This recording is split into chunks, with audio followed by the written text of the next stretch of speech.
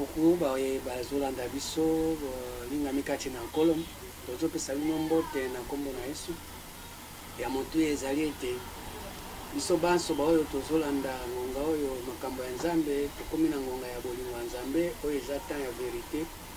Pour Bible, vous connaîtrez la vérité et la vérité vous enfranchira et vous serez réellement libre.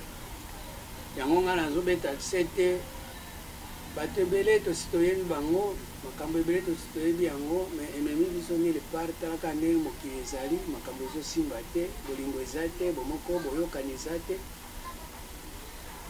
yango wana tozoluka sikoyo tokoka nano koluka nano mpe vérité toyeba nano vérité soki toyebi vérité ekozala malamu mingi yango wana lingi naloba nano tosola moke mpona ntina etali liloba ya Nzambe. Donc là, tu présentes le Troisième Testament. Tu as dit que Jésus, il faut que tu aies le Troisième Testament. Et on a besoin de permettre que tu aies la Bible. Tu as le Troisième Testament. Le Troisième Testament, il y a une brochure. Tu as aussi une mafuta. Tu as aussi une vidéo ya maïté. Tu as aussi la Bible.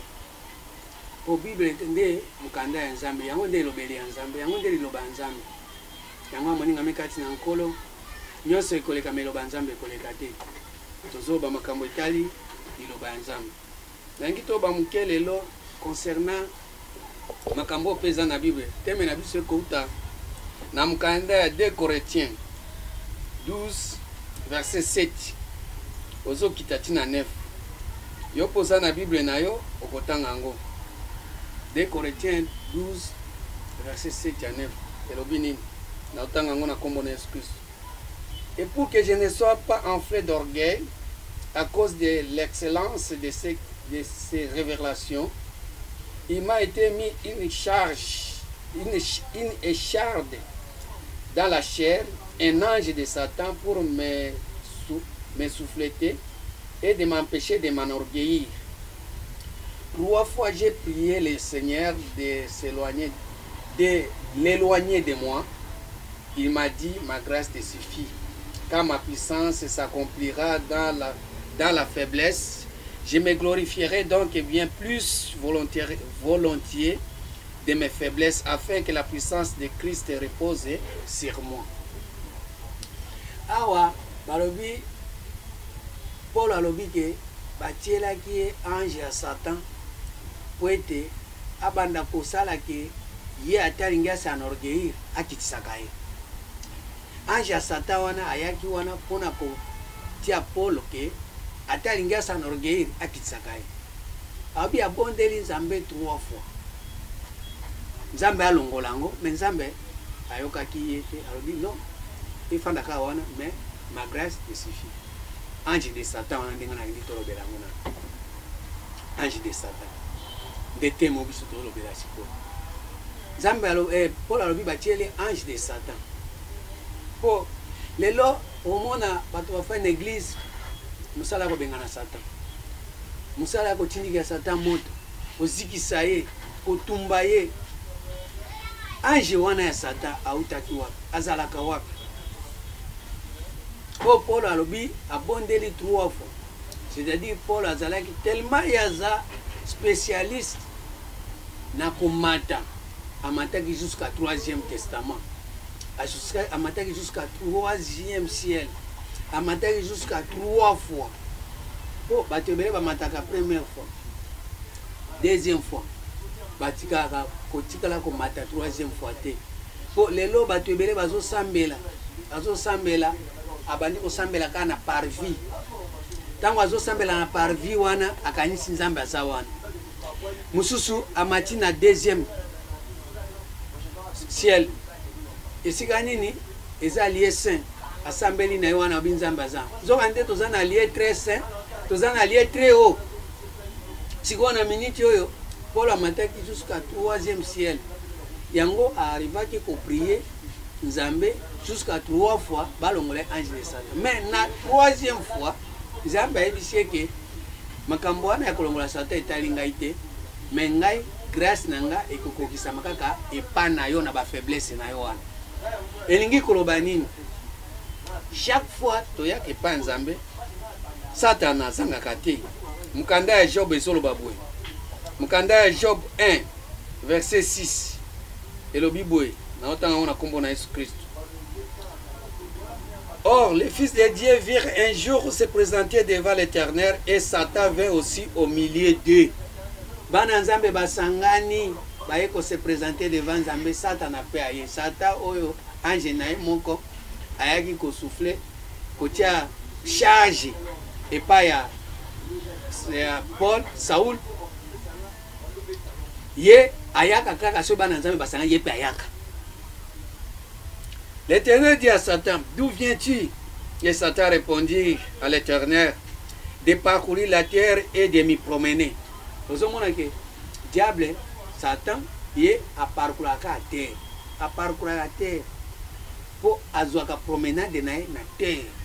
Ça veut dire chaque fois que vous avez terre à terre, chaque fois que vous avez terre à terre, vous avez parcourir terre à terre. C'est ça Satan. Et il y a tango bosangani pona Bible liloba ya Nzambe bosangani bosola makambo ya Nzambe bokomo ba makambo ya buzoba makambo ya terre à terre muto azo parcourir esika wana eza Satan yango ye moko azo répondre Éternel ke ngai na sala kawana nazo parcourir terre à terre baninga mikati na nkolo makambo eleka te makambo eza ya solo ezo sale mati lelo okokota na kati ya bato basangani basimbi liloba ya Nzambe Bible liloba ya Nzambe mais tango bazosola makambo ya Nzambe baoloba makambo ya Nzambe te bakomo makambo na bango bakomo témoigner ba témoignage na bango bakomi komilakisa Nzambe asalinga grâce nasombaki mutuka nasombaki Mercedes ta Nzambe asalinga biloko wana eza terre à terre wana eza Mercedes na lola ezalaka te soko tombwami miso likolo na lola Mercedes eza te. Oh ngai nasombaki avion na avion na lola ezalaka te.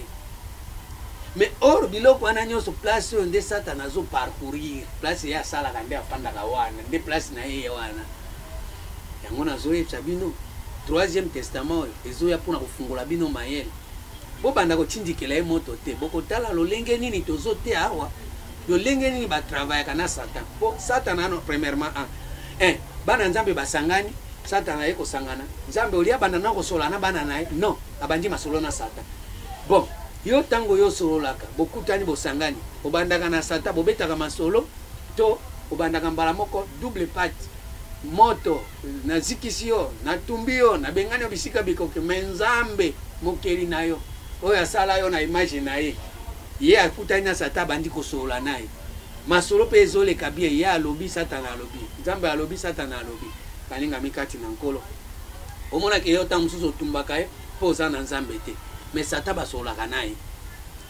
naye pona nini po biso esinge to imite Nzambe biso toza bana ya Nzambe tokosala kaka otata na biso asala kosolola naye na ndenge nini pwani Nzambe moko atumbaka ye te pwani Nzambe moko abengana ye te na fete na tango bana Nzambe basangani balingi basala makambo na bango Satan pwani Nzambe atindelika ye moto te et puis Nzambe Satan azosola na Nzambe moto aliboso.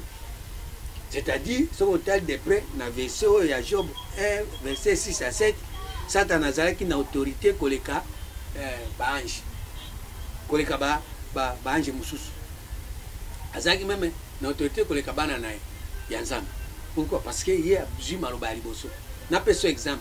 N'a président, n'a premier ministre. N'a pas la parole Liboso. Liboso président. Et ça peut ministre. Et ça, ils ont un ministre. Moutou pour ça. Ça veut dire, Satan a un service. Il y a premier ministre. L'Éternel dit à Satan, as-tu remarqué mon serviteur Job? Il n'y a personne comme lui sur la terre. C'est un homme intègre et droit, craignant Dieu et s'est détourné du mal. Awa, Satan a tout dit éternel. Éternel a commis pour défendre Job. Or, au lieu Satan, il était pour parcourir la terre. Job a zalaka na terre. Au lieu Satan na mutu abanda kofunda koyebisa nakutani na Job kuna na terre azosala bizaleli na ya buzoba kuena mais Nzambe nda komi ko intervenir ko défendre Job na makambo oyo Job asalaka devant Satan. Satan fanja azotala zoyo ka éternel ndeto ndenge tozolo bawa bolingo nzambe ezo manifester na kati na bomo na biso ataka bien jipe ya mulai kitambala ozo simba bible nayo chaque dimanche okendeke église mercredi ok église vendredi ok église mais tango ozo kende église bato bazomona yo nzambe pe azomona yo kendeke église mais obosani ke soko uti église tango fandi na ndako bwaki bible olongoli elamba na yo wana olataki na église ozongeli jipe ya mukuse ozongeli jipe ya mukuse tango ozongeli jipe ya mukuse mipende nyonso libanda ale okomi sikoyo nani azwaki loso na ngaya nani asalaki boye nani makelele na ndako makambo kilikili boye nani obosani ke yo kende ke église nde omoni défense ya nzambe devant satana dans le sens que satana azotala boye azokama binzambe oko défendre job ndengo wana te yoka satana mukanda ya Matthieu 16 verset 23 toyoka satana pour Jésus dit à satana bien abiboye Matthieu 16 verset 23 mais Jésus se retourna dit à Pierre arrière de moi Satan tu mets en scandale car tes pensées ne sont pas les pensées de Dieu mais celles des hommes.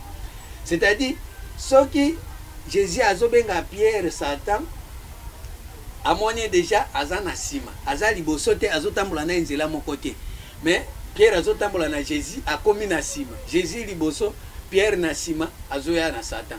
C'est-à-dire quoi bato bazolanda Jésus oli ya kotambola lolenge liloba esengi oli azala ta liboso ya liloba bakuta ye na liloba baza ndenge moko ndenge liloba ezoteyama ndenge azo vivre non ya aza na ye kuna na nsima osala makambo na ye yango moi sikoyo Jésus amoni Pierre abi arrière à moi Satan puisque Satan eza pensé ya bomoto po ntango oti église okomi na ndako olongoli jipe na ya mulai olongoli kitambala olati jipe ya mukuse yebaki passé bomoto deja ye obinga pe naza mwana ndako nazala boye nasala boye pensée humaine ye or pensée humaine nyonso eza Satan.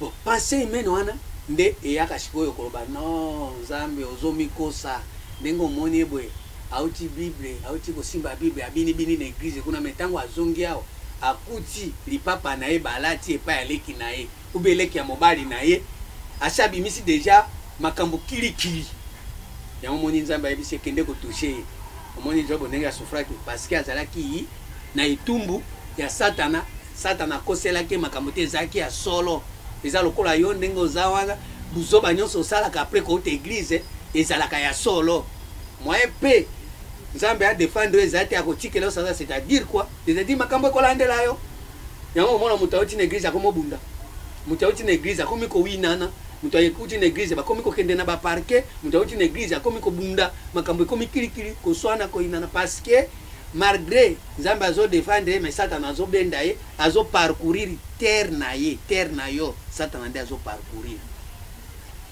outi église satana komo parcourir atala yo boye ozo mitala yo mokobi ngande na zaboye ndosaka ngai te terre na yo satana azo parcourir nazo la sabino lelo bolingo ya nzambe na 3e testament tango sikoyo bani ndengo muta osaka na ngai te muta komona ngai ya pamba te eza nasambela pona bino yebake satana sikoyo azo parcourir terre pensée humaine yango mo sikoyo pensée humaine ezalaki na kati ya Paul tango aza ravi na 3e siècle siko pensée humaine wana ekangi po ete asenorgueillir te na boyebi azalaki nango malgré aza na boyebi mais azalaki na pensée humaine tango azalaki na pensée humaine siko ekangi ye azobondela 3 fois nzambe alongolango nzambe alongolaki te po nzambe akolongolango te yo moko nde okolongolango buzoba na yo tango uti na église ozosala eza makambo ya nzambe te yo nde okolongolango yo moko nde ozwa conscience obi non napema na eloko nazwa repos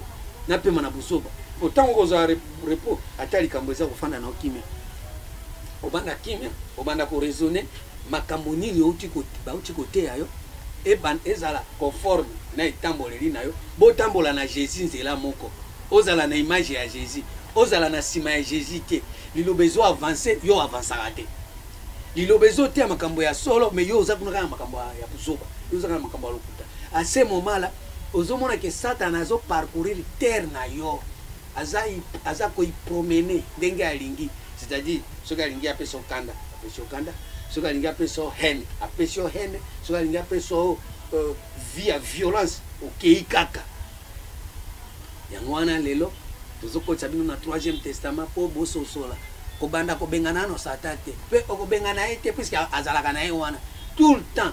Balobi bien soki bana nzambe basangani Satan yaka pensée humaine ekotika yo te puisque oza na posa nango, oza na posa nango. Pourquoi? Yango pe ko défendre yo même na classe, yango ko défendre yo na musala po kuno ozosala musala osalela makanisi ya nzambe te, osalela ba verset biblique te, ba technologie, ba géographie, ba histoire, ba mathématique, eza pensée humaine.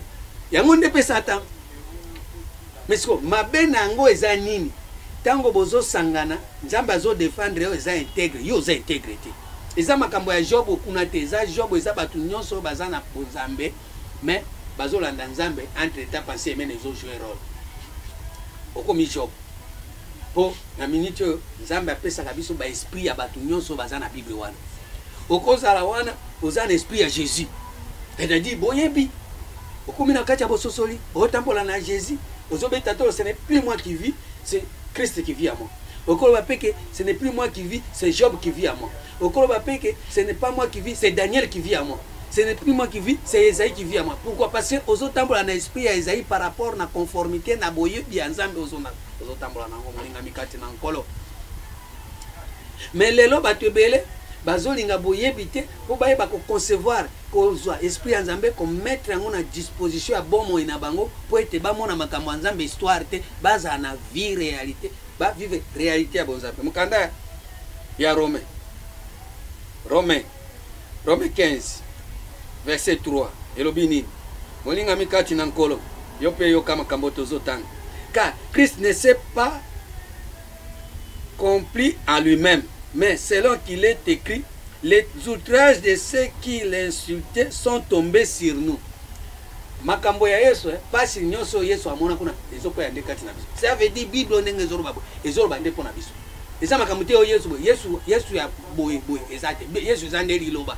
Soki ozana kati na liloba ozana kati na Yesu. Soko tango ozana kati na souffrance nyonso Yesu azo souffrir yo nde liloba nde na kati na nde kwa souffrir. Pourquoi? Parce que yo ozo uta na église oteya mikuna oyoki liloba nzambe ondimi amen obini tango ozongi na ndako sali busoba Jésus nde azo souffrir kati na yo, liloba nzambe nde azo souffrir kati na yo, bonzambe nde azo souffrir kati na yo, bonzambe nde azo mona boale. Dans verset 4, or, tout ce qui a été écrit d'avance l'a été pour notre instruction, afin que par la patience et la consolation que donnent les Écritures, nous possédions l'espérance. Bobby, tout ce qui a été écrit d'avance, de Genèse 1, kuna. Onyo se komami kuna, et komami pona biso. C'est-à-dire, tango bazolo ba Satan akutanaki na bana nzambe, yonde mwana nzambe. Yonde oza mwana nzambe. Siko Satan deni pensée humaine. Siko pensée humaine esangani nayo tout le temps makambo nzambe ezonyo kwa. Yesu azonyo kwa makakati nayo. Yango moni Jésus azobenga Pierre alere moi Satan. Puisque passé na yo za nzambe te. Yango tozolo bawa siko esengeli tozonga na kati ya pensée ya nzambe. Or pensée ya nzambe nde 3e testament. Soko koti na 3e testament okoti na kati ya pensée ya nzambe nde ezoloba okoti na arbre de vie. Tozolo belaming na ozongelango Apocalypse 2 verset 7. À celui qui vaincra, il aura à manger à l'arbre de vie qui est dans le jardin, dans le paradis de Dieu. Yango moni Paul amataki azaki ravi jusqu'au 3e ciel dans le paradis. Paradis c'est-à-dire quoi? Mutu akoti siko na kati ya koyoka ainsi dit l'Éternel, maloba ya nzambe. Yango moni miibi moibi na croix. Jésus abi okozala nanga wapi na paradis. Okozala nanga na kati ya makanisi na nzambe. Okozala nanga na kati na boyebi ya nzambe. Okozala nanga na kati na bososoli ya nzambe. Lelo okozala nanga na kati ya bokonsi ya bososoli ya nzambe. Esika nini? Arbre de vie. Nzete ya bomoi efandi. Oh, balingami kati na nkolo. Chiko lelo tozozwa lilobana totiango masese. Totiango etikalika na Bible wana réalité nango tozo vivre. Or Satan ayebi ke tango bana nzambe basangani esengeli tozala wana ye azala wana azala serviteur ya nzambe pona ko témoigner pona bolamu na biso pona ko témoigner pona bonzambe ke non ya solo Job aza intègre so nzambe alobi ke Job aza intègre babi ke oui aza intègre pona lokola yo Virginie lokola yo Pierre lokola yo André Satan obi peke eza pe ya solo mais awa boy Satan soki ka nzambe abi nzambe ozo sala boy po yo kipaka ete ozo s'intéresser na ete buzoba oyo ya sala soki auti église buzoba sala yo kondimate soki auti église pelele makelele atie bato nyonso mal à l'aise nde Satan nde nzambe abi non atiaka makelele te aza intègre mo nteke kuna na église azaka mama régionnaire kuna na église Satan azotabi waza ndoki tindanga na kolakisa yo nde omoni pe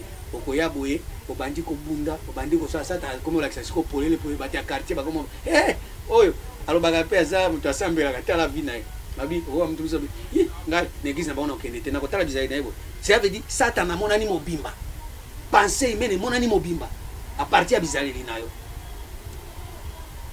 nzokande nzambe azalaki na posa ntango aza kodefendre yo mpe ozala parmi ba oyo bazosala o nzambe azoloba po ete Satan azwa occasion te ya kotouche yo yango komona yo belaka kaka yo ozala kaka wana makambo ezoesimba te yo nde makambo nyonso ya mobulu eza epa na yo soki bana kobela ya yo mopepe soki ye eza kaka ya yo soki malade ya ye soki liwa ifo ekotela kaka yo makambo nyonso wana ezokotela yo mpe nzambe na ngai otiki ngai boye mpo na nini batiki yo mpo na nini mpo yo tout le temps soki mabele na yo Satan azoparcourir aomona mabe oyo ozosala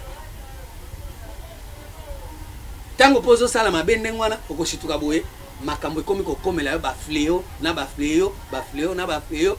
bafleo siko komo nzambe akosala nzambe ezalaki liloba oyo oyokaki kuna ntango otaki kosambela liloba wana mpo ani ometre yango en pratique te yango nde nzambe mais siko ntango problème eye ozwi nzambe obwakisi ye ozwi liloba obwakisi ye osali makambo na yo pensée humaine siko ekomi yo nabengani Satan natindikeli ye moto okotindikela ye moto wapi yo mutu okangami na ye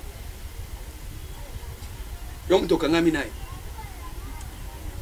nzambe azwa lokumu na yo mutu ozo comprendre na yo mutu ozoyoka ngai mpona minute oyo tolingi te ozwa Satan obenga na ye Satan babenganaka ye te Satan babenganaka ye te mpo jamais okotikala kolongola pensée humaine na kati na yo mpo soki olongoli pensée humaine kati na yo mwasi ozotanga classe eza te moyo osala baservice okende na boulot eza te puisque kuna kosalela makanisi ya nzambe te kuna kosalela baverset biblique te kuna kosalela nde batechnologie otanga okosalela badiplôme oyo yango mpe eza pensée humaine yango mpe Satan yango mpe eza pensée humaine or sikoyo tolingi nde ozala intègre na nzambe outi koyoka liloba ya nzambe quelque chose oza médecin quelque chose oza infirmier quelque chose oza directeur quelque chose oza maçon so quelque chose oza service nini ozosala nzambe amonaka yo oza intègre ozotambola conforme na parole tango okotambola conforme na parole okozala siso arrière ya mwa Satan okozala Pierre ozotambola na Jésus po Jésus yaza mokonzi ya milimo nyonso batosaka ye quelque chose ozosala mosala mais na kati ya bolingo ya nzambe quelque chose ozosala oza docteur na kati na bolingo ya nzambe oza infirmier na kati na bolingo ya nzambe oza commerçant na kati na bolingo ya nzambe yango moni Satan jusque là afandaka na ye kaka wana azwa koumela babomaka ye te eza par rapport na yo po soki babomi Satan esengeli bomoi na yo na nzoto boye osala eloko te po nyonso oyo kosala wana eza pensée humaine otangi classe osisi bauniversité badiplôme ebelebele eza pensée humaine oyebi bafrançais ebelebele pensée humaine anglais oyebi ebele pensée humaine po nzambe akobanga yo te po oyebi anglais nzambe mpe akotosa yo te po oyebi kishinois oyebi latin akotosa yo te nzambe atosaka moto soki aza na mwana na ye oyo aza Yesu Masiya nzambe azwa lokumu na moto azoyoka ngai nzambe azwa lokumu na moto azososola soki ozososola nzambe azwa lokumu tokotanga mokanda ya 1 Corinthiens 3 verset 21 na inga verset wana mingi yango ezongisaka bato mingi na bomoto koyeba ke bonzambe eleki kaka encore nabandi na verset 20 et encore le Seigneur connaît les pensées des sages il sait qu'elles sont vaines pensée humaine na sagesse wana et pas nzambe eza vaine na 1 Corinthiens 3 verset 19 encore le Seigneur connaît les pensées des sages il sait qu'elles sont vaines. Et ils sont vaines pourquoi? Parce que ils ont parmi la sagesse, la vanité, la misala, la science, la classe mingi et pas très important pour tous la famille. Bato bayi bayoke otanga mingi mais pas nzambe za natina te poso ezaki natina mbela boma ka batia maele te babo ambole bato oyo ba professeur ba kufaka te ba docteur ba kufaka te mais pas nzambe esala yelo côté donc mona responsable aza docteur aza chef d'entreprise aibi français aibi anglais aibi latin aibi ordinateur abomi mais loko mutuya photo yebake toluka pe tokota na kati ya sagesse ya nzambe tokoma bana ya nzambe ya solo tozo défendre nzambe toza ba intègre. Na verset 20. Et encore le Seigneur connaît les pensées des sages, il sait qu'elles sont vaines, que personne donc ne mette sa gloire dans des hommes, car tout est à vous. So oza mutu nyonso babi ezaka yayo. So oza mutu nzama makanisha bomoto oza maele mingi otanga classe mingi nyonso ezaka yayo. Que personne soit Paul, soit Apollos, soit Céphas, soit le monde, soit la vie, soit la mort, soit les choses présentes, soit les choses à venir. Tout est en vous et vous êtes en Christ et Christ est en Dieu. Oh, Jésus. Verset 2. Les points faibles, bateau ba mitiaka ke bangonde ba leki, muto atamoko aza leki azate. Biloko nyonso eza ya biso. Muto atamoko aleki moninga azate.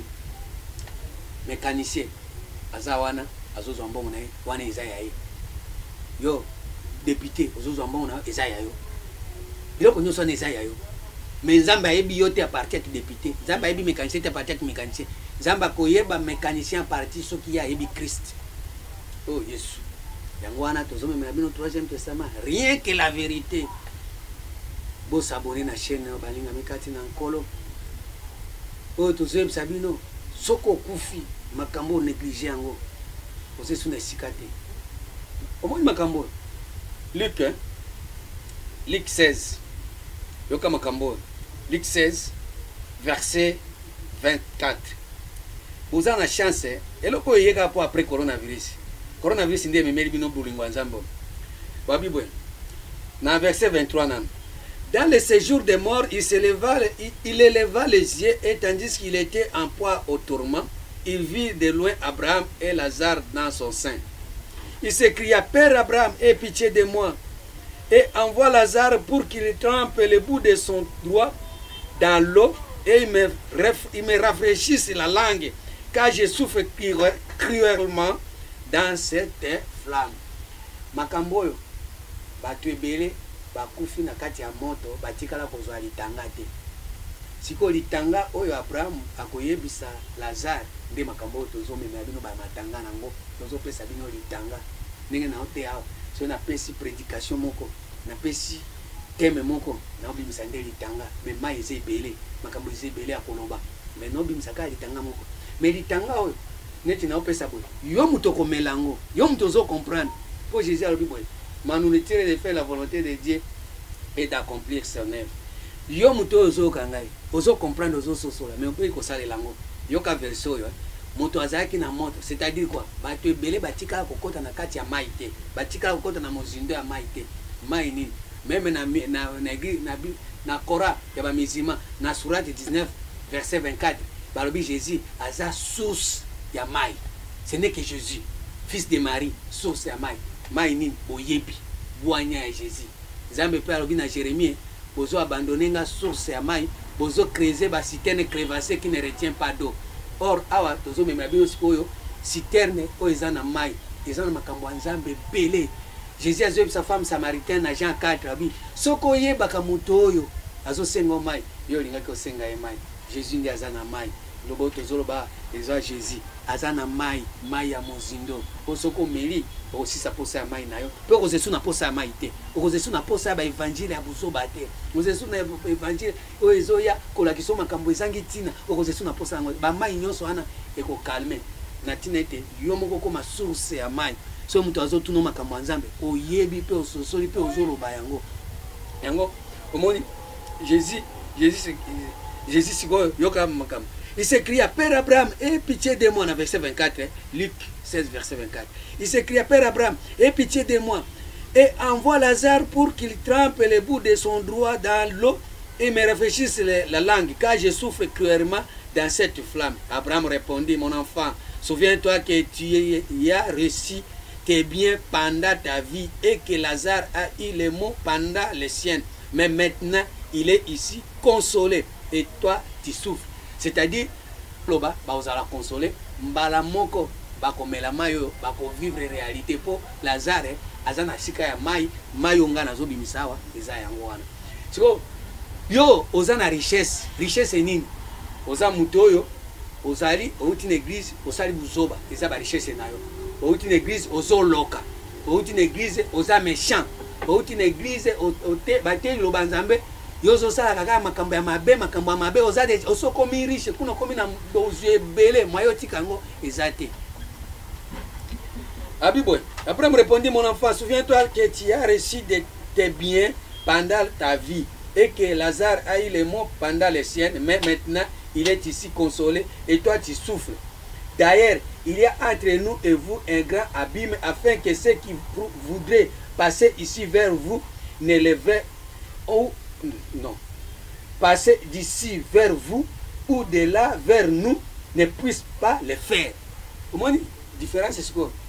Bato yo baza kolinga makambo ya 3e testament na bato bakangami na 2e testament bakolinga koya côté ya 3e testament po ba mela mayo bango balingika baza na 2e testament 2e alliance esike ezolakisanga bango makambo ya bato na 1e alliance esike ezolakisa bango makambo ya banyama baza sikoyo bakolinga koya côté te po côté tozoya kopesa source ya mai oyo ezali intéressable oyo eza Jésus Christ oyo eza na boyebi na bososoli bakoya te. Ndenge ozomona nga wana bato ebele bazwa ko minimiser akoyoka ka boy alekisi naye ayoki boy alekisi naye ça ne dit rien mais yeba awande molimo na yo place oyo Nzambe azolakisa ke place esprit na yo kokende. D'ailleurs, il y a entre nous et vous un grand abîme afin que ceux qui voudraient passer d'ici vers vous ou de là vers nous ne puissent le faire. Wana nyo c'est ça par rapport na bato baza na 1e alliance na 2e alliance. Bakolinga koya na 3e alliance. Le riche dit, je te prie donc, Père Abraham, d'envoyer Lazare dans la maison de mon père, car j'ai 5 frères. Comment c'est go? Bango chiffre na bango yo baza ko manipuler na kati ya ndako na bango ezalaka 5. Chiffre ya bonyama. Pour 5e jour, Nzambe asalaki banyama. Azana 5 frères. Or 5 frères eza commandement ya Moïse. Oh Moïse ayaki nango ezo pesa e servi mingi bonyama. Loi ezo servi bonyama babi loi eyaki na Moïse mais grâce na vérité na Jésus. Mais bango balingi kaka loi mibeko. Place wana mibeko basi bafanda koto mibali koto mais na bisi basangani. Basi koto mibali koto na taxi basangani. Basi koto mibali koto na moto basangani. Masumu na bango ka na église mais libanda ezo kipete. Bato ya ndenge wana bafandi na mibeko ya Moïse. Okomona ke makambo bazo sala koya ke bazo sala nzoka te bazo sala eloko te. Mais tango Jésus aye ya yaki ndena vérité ayaki na grâce makambo akosangana na emema bato na bomo ite. Bomo ya so za boyebi na premièrement. C'est pourquoi c'est pour qu'il atteste ces choses afin qu'il ne vienne pas aussi dans ces lieux de tourment. Abraham répondit, ils ont Moïse et les prophètes qui les écoutent. Bato bazana ba 5 frères bango bayoka ka Moïse. C'est-à-dire quoi? Bango balinga ka mibeko. Église eza mibeko na mibeko. Mibeko na mibeko. Balinga kolonga na mibeko te. Mibeko nini? Oyo ezo permettre bato basala makambo ya apparence olia kosala réalité. Basala makambo ezali lipanda na bango olia kosala eloko eza na kati na motema na bango po ete na libanda reflecteur eza na motema. Yango wana sikoyo bango baza na Moïse balingi nini bana ba prophète tote kotenga koloba makambo ba prophète awa ba prophète batinda kaka ba mupepe bango baza na prophète ça veut dire muto afandi na bonyama alingi mingi mibeko alingi mingi ba prophète mais Jésus Christ oyo azako mema parole de vérité parole ya résurrection parole vivant parole puissant balingi yango te ndenge tofandi awa na ba église na biso tolingaka makambo ya vérité te makambo ya vérité te tongi kwa câble ba mama te mama batanga na bango mingi bible te balingi ka ba prière abi mbo neti ba ibi makambo Nzambe te na ba ibi makambo Nzambe te batanga bible te allez toi mvute bango tofandisa bango totia bango na prison allez opesa bango mikumba kili yango wana omoni lelo mboka ezobonga te moto ezobonga te bato mpe baobongwama te kimi eza te. Et dit, Abraham répondit, ils ont Moïse et les prophètes qui les écoutent. Et il dit, non père Abraham, mais si quelqu'un des morts va vers eux, ils se repentiront. Et Abraham lui dit, s'ils n'écoutent pas Moïse et les prophètes, ils ne se laisseront pas persuader quand même quelqu'un des morts ressusciterait. Ata muto asekwite koseko biso tozolo bawa eza nouvelle vie, homme nouveau, soko comme nouvelle créature osekwi po vieil homme akufi to comme na nouvelle vie, nouvelle création, nouvelle créature de façon que ozala na vie nouvelle oyo ezomonana oyo bato bazovivre yango na kati ya 3e testament. Babi ata muto asa comme na nouvelle vie oyo asekwi ake koyebisa bango bakoyoka te ndenge nazoloba awa boye bino pe ndenge bozoyoka nga boye bolanda nga boye boyoka na bino te elekela kaka bino boye elekaka boye. Pourquoi? Parce que bosi bofandi na kati na Moïse, kati na mibeko, bosi bofandi na kati ya ba prophète, kati na ba prophétie na ba miracle ya lokuta. Biloko nyonso wana eza ba biloko ya Satan. Pamba te muto amema ba miracle eza Satan. Mwana nzambe na utaki koloba mwana nzambe aviva miracle te. Mwana nzambe aviva miracle te. Nazo kokende na bino na kolakisa bino eloko nini mwana ya nzambe fils avivaka. Na pesa bino exemple. Muto ya fani na ndako ya président de la république, mwana ya président de la république, so ko kabelie saki aloso mibale misato amona na miracle te po ba epana bango bazana ba saki aloso. Mais mutu moko auti libanda soki aye na présidence bo pesi saki aloso donc témoigner na église que Nzambe asalinga miracle. Miracle zai pa bato ya libanda mais bana ndako bazana miracle te. Bana ndako bazana eloko na bango ba vivaka. Yango nazo ke na bino malembe na 3e testament po bokoma bana ya ndako bokoma ba fils. Parce que Nzambe azolinga a introduire esprit ya fils na ye na kati ya moko na moko to banda ko vivre so miracle te po miracle eza eloko moko eza ya ta moko ozu miracle lobi ozu Nzambe asalinga boy lobi kuna ozongi suna pasi Nzambe asalinga boy kuna ozongi suna na molili Nzambe asalinga po miracle zo sala kwa ba reflet pai eke mais soki Nzambe apelisi mwinda bia neti Jésus aza lumière minde peli bia eze susu makamba ya molili te Ermoko zui, ermoko zangi, ermoko zui. Non, bongo te. Ce qui est peli déjà. Et tikali libela ya kopela. Wano ko bane fuko wano komi ko pesa Nzambe kaka gloire. Yango moni balobi boy. Dans la maison de l'Éternel, tout s'écrit gloire. Et qui est crié gloire par rapport na makambo nyonso à l'éternité. Mais sikoyo or na kati éternité ndeza vie ya Jésus za na kati. Jésus a dit comme la biso vie éternelle. Et loko zanango e ou la libela na libela. Ça veut dire soko zane loko na yo eza la miracle été. Eza le loko yo zanango e ou meli libela na libela wana nde vie éternelle. Vie éternelle ko kasi zani. Eza connaissance ya biloko yo yebi yango yo zanango e mema yo na sens que ofanda nango libela na libela eza isusu miracle pa na hote. Netinga na zolo babo. Côté ya eza eloko te muto ko pusenga eza eloko nanga libela no kote makana miti mukena te yango no kote makana te po eza eloko nangai na kolobate na préparer na so akaye na kenano na tanga bible non tellement na sina comprendre ngo bi o eza éternel na kangi yango pe fandi libela yango na biso yo po za wana oza pe na eloko mususu Nzambe atie na kati na yo esengele za la éternité mais et pas na ozo vivre ngo miracle ça veut dire moko esali et moko ekimi moko esali moko ekimi ozo vivre miracle. Or, ce qui est qui a yo, ce qui par exemple, yo Nzambe asaki yo il faut zakana ba mbongo ebele mbongo il faut zalaka ebele tout ebele eri moitié. Wana nde za na éternité, mais eri moko zwi mbongo, eri moko zangi, eri moko keleli et comme siko soko zwi comme miracle. Or yo Nzambe atia yo ozalaka kaka mutu ya mbongo eza babiboye za na tanga verset. Mukande Ecclésias a confirmé biso Ecclésias 3 verset 13. Et le Bible, pour le pasteur Azolo Balokuta, Tikana Tangrabino, Ecclésias 3, verset 14. Okay.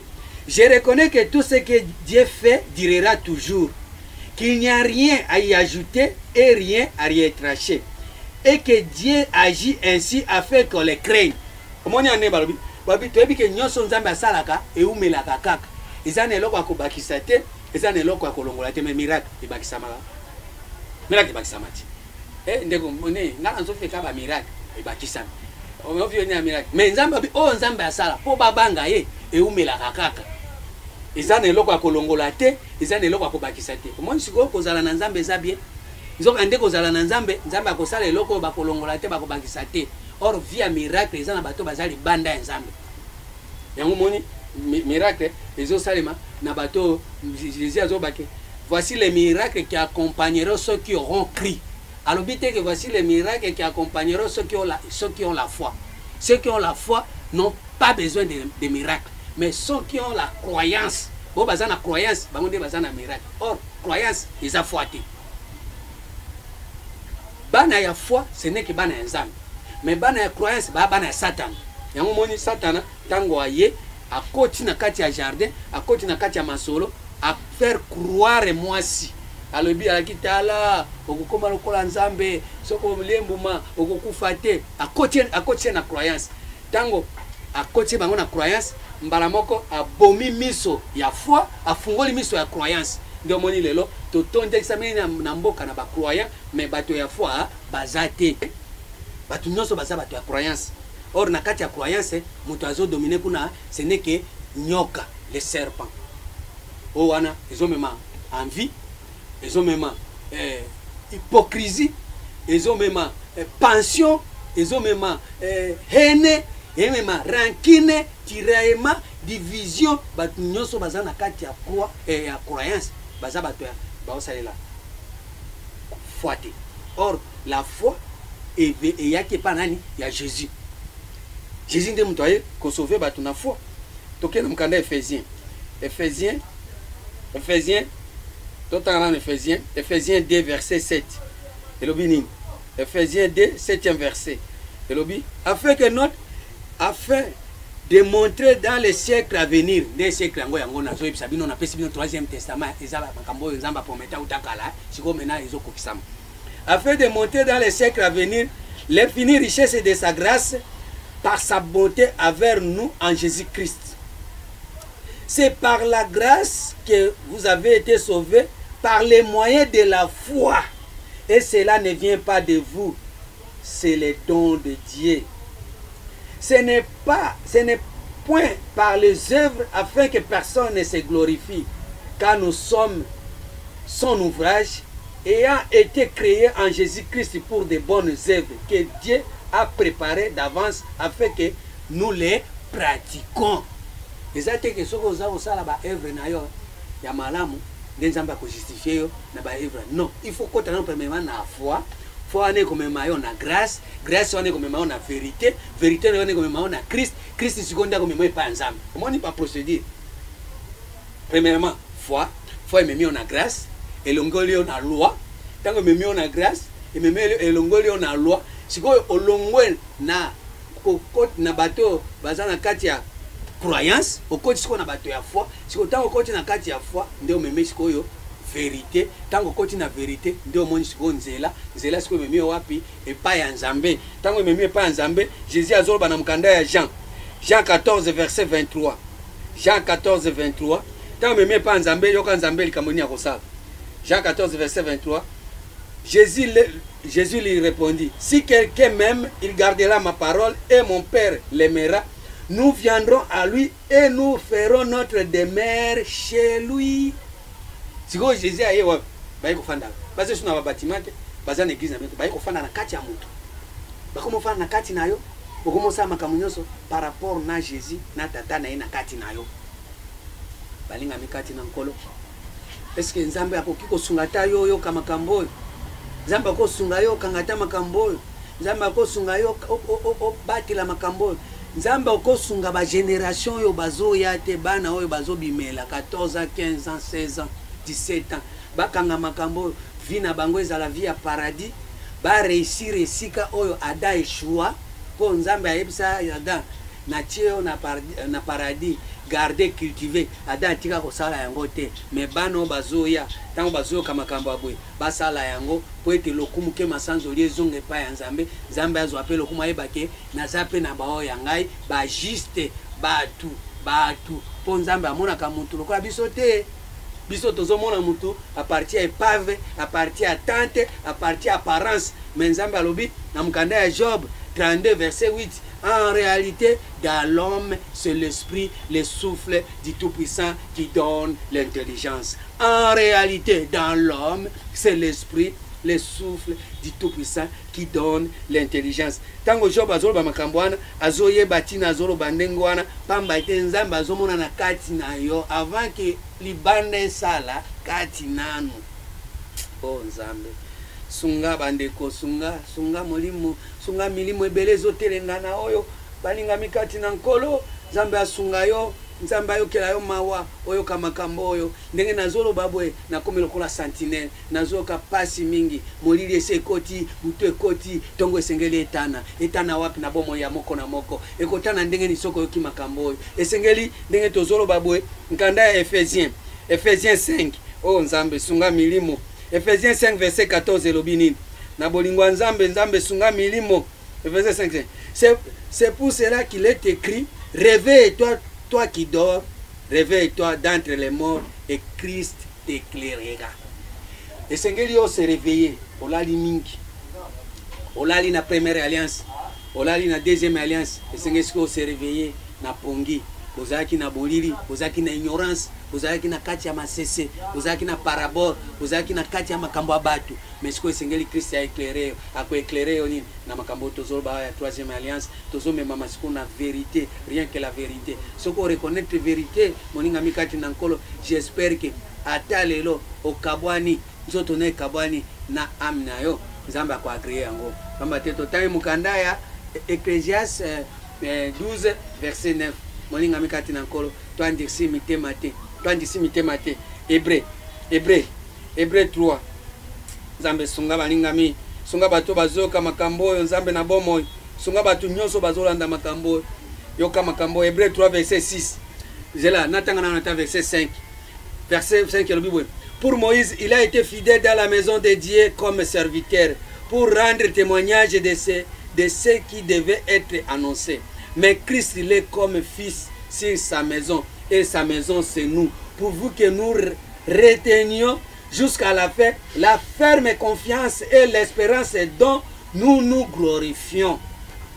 Balobi Christ aza lokola fils na kati na ndako wana eza ndebiso ndenge trobi wana Yesu alobi akoya kofanda ye na tata na ye na kati na biso balobi Yesu aza lokola mwana na kati na ndako wana ndeza biso balinga mikati na nkolo topesi bino vraiment opportunité tozo fungola porte ya lola muke bokota na kati bomona bolamu ya nzambe oyo eza chaîne na bino publicité mingi eza te nzambe moko misala publicité na ye yango nzambe asunga bino boyoka makambo oyo nandimela nzambe na ngomba oyo oyo eza tango ya ngomba ya Siona tomata badimension ya nzambe asunga bino na bato nyonso bazolanda biso ya motu ezali s'abonner na chaîne na biso s'abonner na chaîne wana c'est LZSS TV eza chaîne na bino eza ya 3e testament nzambe asunga bino numéro na ngai ya telefone yango soko oyoki bien te soko comprendre pe ata comprendre te nzambe soko oza pe na question okopose ngai mpona bato baza libanda plus 243 89 9 42 43 81 plus 243 89 9 42 43 81 mpona bato bazali ya 089 9 42 43 81 Pasteur Nzungu Abonganga nzambe asunga bino nzambe amona bino ayokela bino mawa miséricorde na ye elata moko na moko na pesi mbote na bato nyonso baolanda biso na kombo na Yesu Kristo amen.